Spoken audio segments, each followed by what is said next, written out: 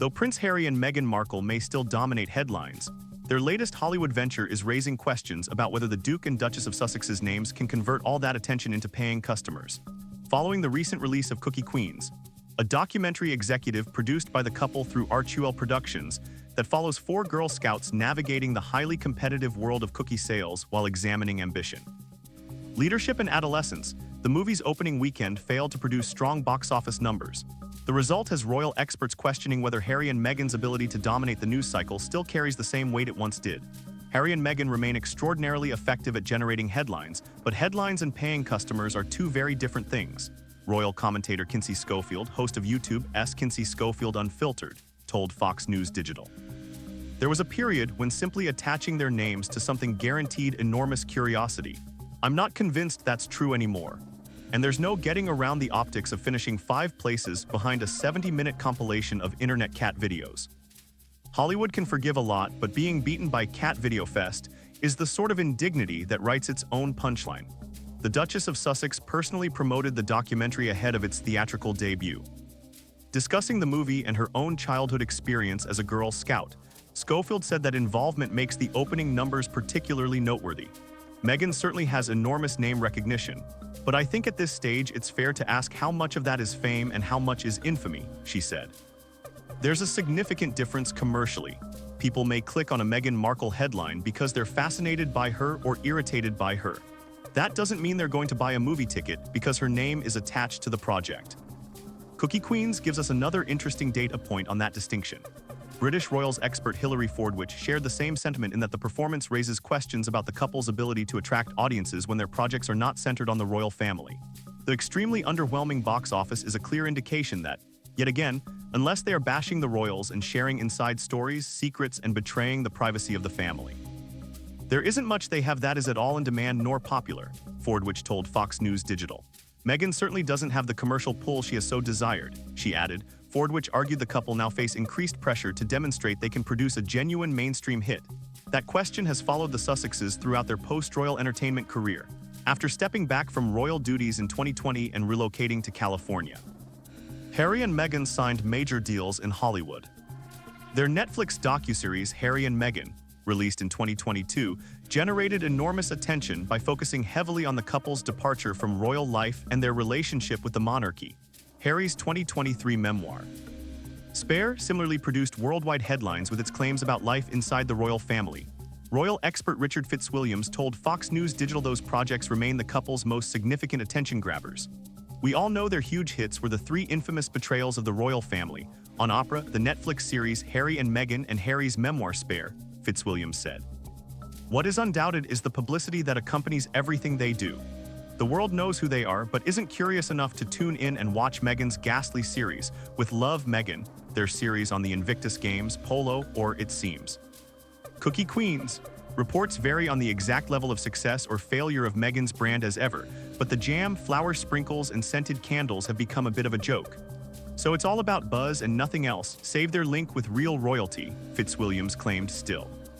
For Schofield, the numbers connected to Cookie Queens add to a broader question involving Archie as Harry and Meghan move further away from the royal family drama and focus more on their American ventures. Harry and Meghan are a fascinating case study in the difference between attention and commercial influence, Schofield said. Infamy can be extremely valuable to newspapers, television shows, and social media platforms because people will click, argue, and engage. Monetizing that attention yourself is a completely different challenge.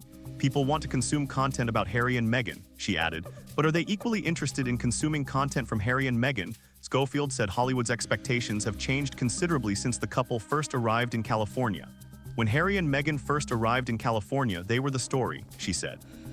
Hollywood was essentially buying access to 2 people who had just walked away from the royal family, and the curiosity surrounding them was enormous. 6 years later, the novelty has diminished. The questions are much more conventional now. What can you produce? What can you sell? Can you build an audience around something that isn't royal drama? They've had the deals, resources, and access, she continued. At this stage, tangible results matter. Schofield believes the couple's future standing in Hollywood may depend less on announcements and more on execution. Hollywood is full of projects that die in development, so individually none of those are necessarily remarkable, she said. But when you establish a pattern of big announcements without finished products, you risk damaging your credibility. You cannot build a serious production reputation on press releases and announcements, Schofield added, and that, she said, is why even a relatively small documentary such as Cookie Queens matters. When a project does reach audiences, its performance becomes part of the resume, Schofield said. Being beaten at the box office by Cat Video Fest is funny, but against this larger backdrop, it makes the need for a genuine success that much more urgent. They had the fame. They had the following. They had the Netflix deal, the Spotify contract, the memoir that broke pre-order records, and a tell-all interview watched by tens of millions. By every measure of modern celebrity, Harry and Meghan should have been unstoppable. So why, when they finally brought their story to the big screen, did audiences simply stay home? This is a question that royal watchers, entertainment analysts, and frankly, even some of their most devoted supporters are now asking out loud. Because the numbers don't lie, and right now, the numbers are deeply uncomfortable for the Duke and Duchess of Sussex. To understand how we got here, we need to go back to the moment everything changed. When Harry and Meghan announced their withdrawal from senior royal duties in January 2020, that dramatic step back that the tabloids immediately branded Megxit, they weren't just leaving a family, they were making a calculated bet. A bet that their story, their brand, their version of events was worth more outside the palace walls than inside them. For a time, it genuinely seemed like they might be right. The Netflix deal, reportedly worth in the region of $100 million, was announced in September 2020. Spotify followed shortly after with a podcast deal said to be worth somewhere in the neighborhood of $18 million.